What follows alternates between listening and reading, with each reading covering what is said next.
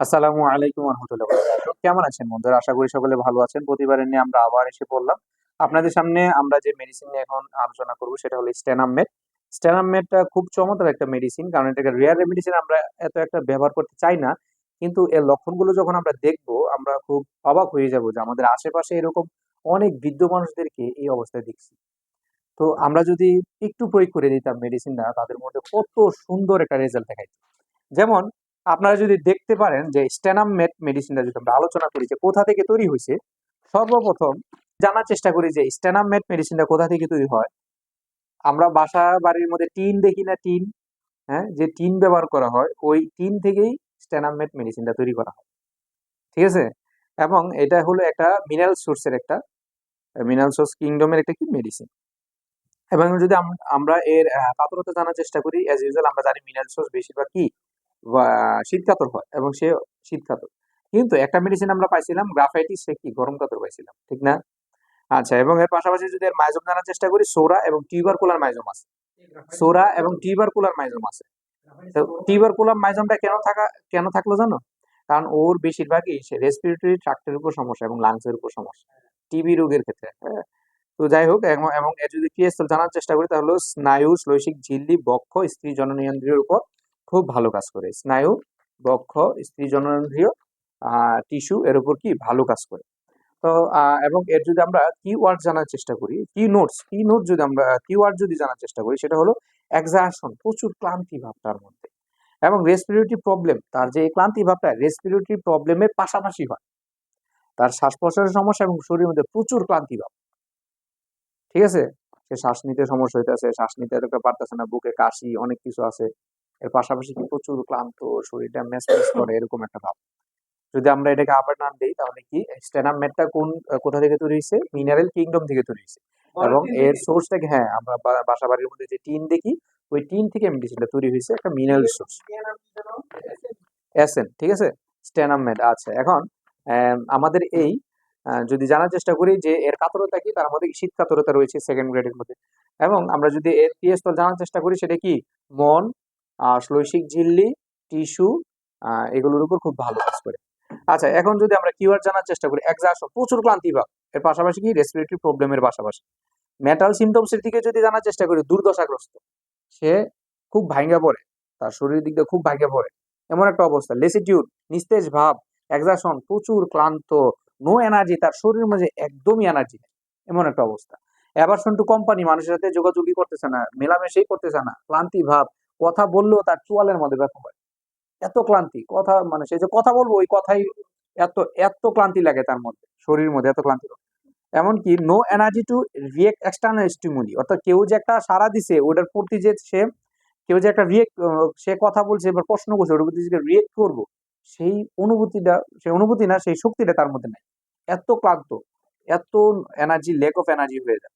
So weak that she sit in the chair, সে এত weak হয়ে যায়, সে বসে পড়ে, হাঁটতে পারে না। এমন অনেক পেশেন্ট দেখবো আমরা, শ্বাস প্রশ্বাসের সহিত তার প্রচুর ক্লান্তি।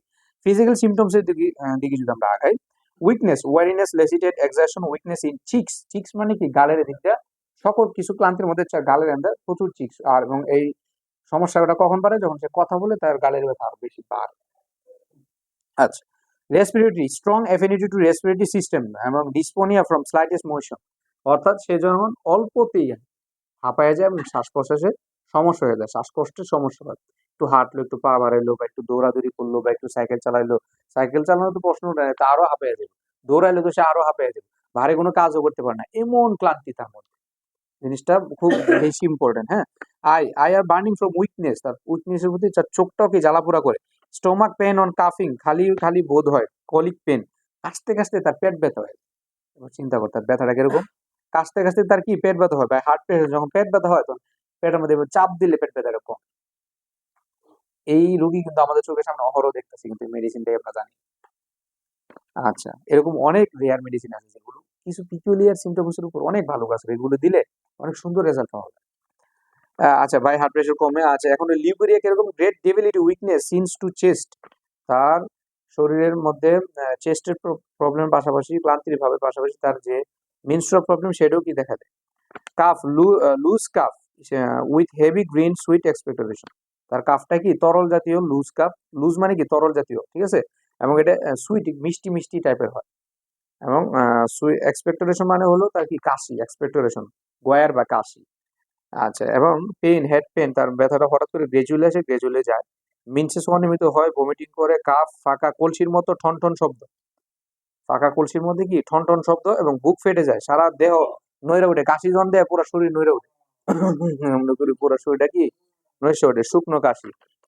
আচ্ছা, এবং থ্রোট কি গলা বসে যায়, স্বর মোটা হয়ে যায়, ঘাম, ভ্যাপসা পচা গন্ধ তার মধ্যে থাকে, তার মধ্যে ভ্যাপসা পচা গন্ধ থাকে। এখন যদি আমরা আবার মেটাল সিমটমস গুলো বলি, তার মধ্যে প্রচুর লেসিটিউড, সে কি প্রচুর ক্লান্ত, এক্সারশন, এত ক্লান্ত নিস্তেজ যে সে উঠতে পারে না, ল্যাক অফ কি lack of self lack of energy, তার মধ্যে এনার্জি কম, এবং সে যখন কথা বলে তার গাল পর্যন্ত ব্যথা হয়ে থাকে, যার কারণে সে এত একটা বেশি কথাও বলতে চায় না।